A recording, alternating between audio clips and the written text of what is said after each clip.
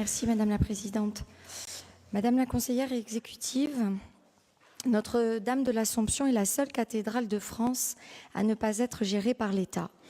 Elle fait partie intégrante du patrimoine de la collectivité de Corse. C'est en quelque sorte la vitrine de la foi insulaire, mais aussi de l'aptitude d'une collectivité d'envergure régionale de conserver et de rénover son capital culturel. L'église de Corse a été honorée le 30 septembre dernier par l'élévation à la dignité cardinalice de son évêque, Monseigneur Bustillo. Bon nombre d'élus de cet hémicycle ont fait le déplacement à Rome pour participer à cet événement inédit, à commencer par le président de l'exécutif. On sent un engouement particulier dans notre île. L'action de notre évêque n'y est pas étrangère, de même que celle du nouveau vicaire général, l'abbé Constant, dont le dynamisme et l'engagement remarquable dans la défense de la foi forcent l'admiration. Je vous sais conscient de l'enjeu lié à la réhabilitation de la cathédrale d'Ajaccio. Ma question porte surtout sur l'urgence. Dans un tel édifice, les travaux ne sont jamais finis et sont constants. Depuis 2002, les travaux importants ont été réalisés. Je pense notamment au toit, à la réfection des cloches, la mise en accessibilité, de la sécurisation des accès, entre autres. En début d'année, 10 millions d'euros ont été actés et sont prévus en autorisation de programme dans le budget de la collectivité de Corse. Une somme importante destinée à la réfection d'ensemble de la bâtisse, à la restauration des œuvres et des vitraux, à l'éclairage, l'installation électrique et j'en passe. Sur le papier, tout ça est très bien, mais il y a des actions qui pressent plus que d'autres. J'en veux pour preuve les besoins impérieux liés à l'éclairage intérieur de la cathédrale qui ne peuvent pas attendre des mois ou des années. Un exemple qui peut en appeler d'autres, comme l'état des bancs extrêmement détériorés. Dans votre prévisionnel, il est envisagé de déposer les formalités liées aux autorisations d'urbanisme au deuxième trimestre 2024 et de lancer les marchés pour qu'ils débutent en 2025, c'est-à-dire encore 18 mois d'attente. Ma requête est simple. Sans modifier le prévisionnel financier ni le calendrier de réalisation, mais en nous confirmant quand même, serait-il possible de distinguer assez rapidement en semaine les travaux d'urgence de ceux de restauration classique avec l'objectif de prioriser et de commencer ceux qui pressent. Ce que je vous demande n'est ni plus ni moins qu'une action de hiérarchisation des opérations de réhabilitation pour laquelle la collectivité devra nécessairement se rapprocher de l'évêque et des hommes d'église qui officient au quotidien. Je vous remercie. Ringraziabi. Collega da rispondere a consigliera in carica di agricoltura, vede a parola Antonia Luciani. Je vous remercie, Madame la conseillère, pour votre question. Donc, comme vous l'avez indiqué, la cathédrale d'Ajaccio est propriété de la collectivité de Corse depuis le 22 janvier 2002 et elle a fait l'objet depuis les années 90 et notamment depuis les années 2000 d'importantes campagnes de travaux qui ont vu réaliser une consolidation importante de l'édifice puis la restauration de ses toitures et de ses façades. Entre 2009 et 2011, des travaux de mise en sécurité prioritaire du bâtiment ont été réalisés pour lever rapidement l'avis défavorable de la commission de sécurité qui imposait de remettre en état et compartimenter notamment les locaux annexes. L'achèvement de ces travaux a permis de mettre l'édifice en conformité pour l'accueil du public et ce, de manière d'autant plus importante que c'est l'un des monuments le plus visités de Corse. Mais effectivement, il y a toujours des difficultés qui sont rencontrées au quotidien. Du fait de sa valeur patrimoniale, le caractère exceptionnel lié à sa situation en termes de propriété, puisque c'est la seule cathédrale n'appartenant pas à l'État, et l'ampleur de l'opération, la restauration de la cathédrale Santa Maria Assunta d'Ajaccio est l'un des plus importants projets patrimoniaux actuellement menés en Corse. afin de concrétiser ce projet. La maîtrise d'œuvre pour la restauration générale du monument a été confiée à un groupement d'un très haut niveau de compétences qui est dirigé par l'architecte en chef des monuments historiques, Pierre-Antoine Gattier. Alors vous m'interrogez plus particulièrement sur la hiérarchisation. Donc sachez que nous travaillons avec méthode et que donc nous avons déjà mis en place un certain nombre d'étapes.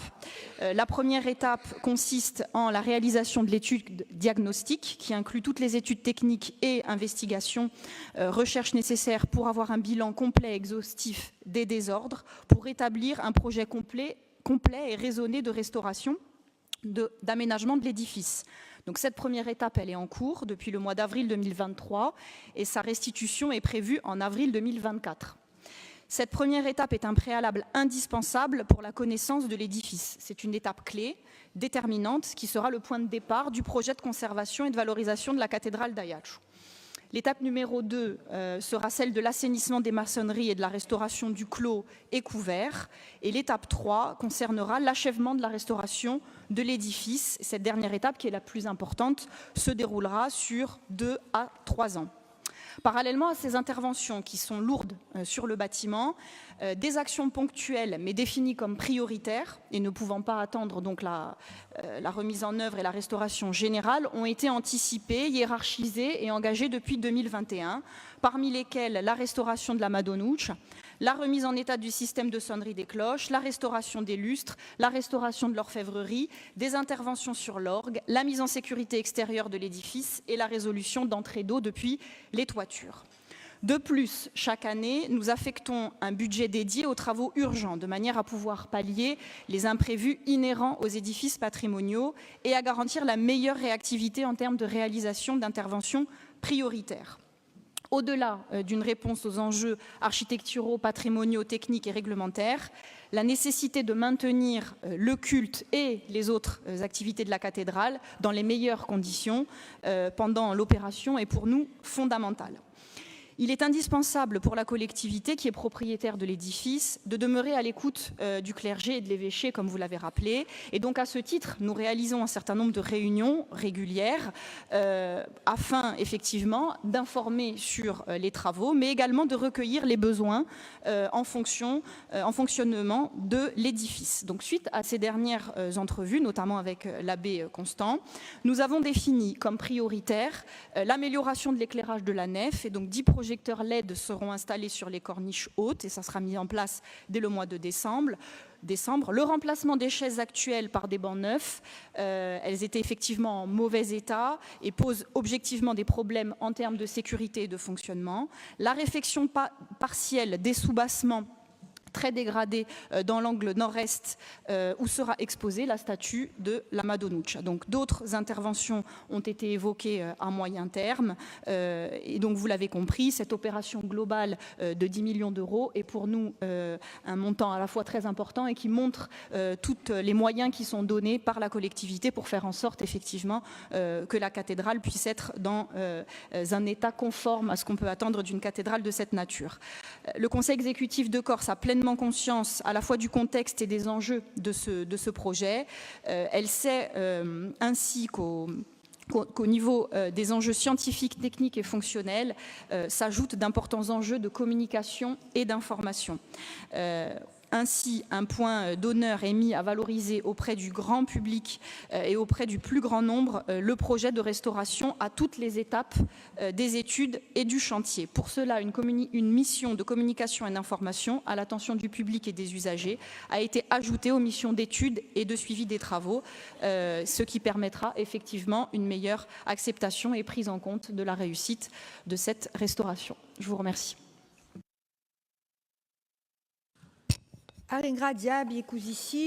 Présidente, un mot complémentaire avec votre autorisation.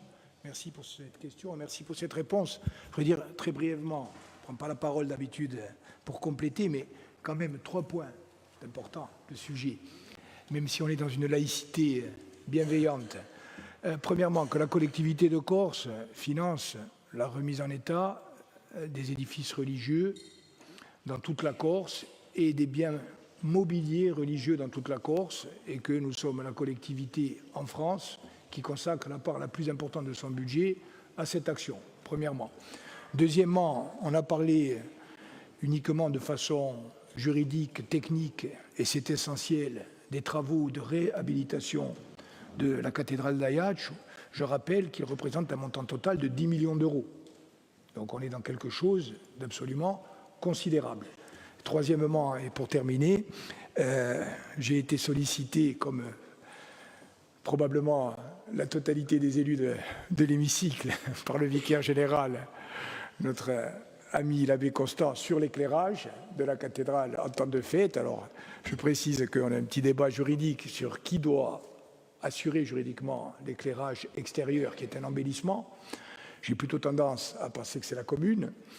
Mais en temps de Noël, on ne va pas se retrancher derrière des querelles juridiques. Dieu reconnaîtra les siens. La collectivité de Corse a décidé de prendre en charge l'éclairage qui devrait rentrer en fonction le 11 décembre pour toute la période des fêtes et jusqu'au début d'année.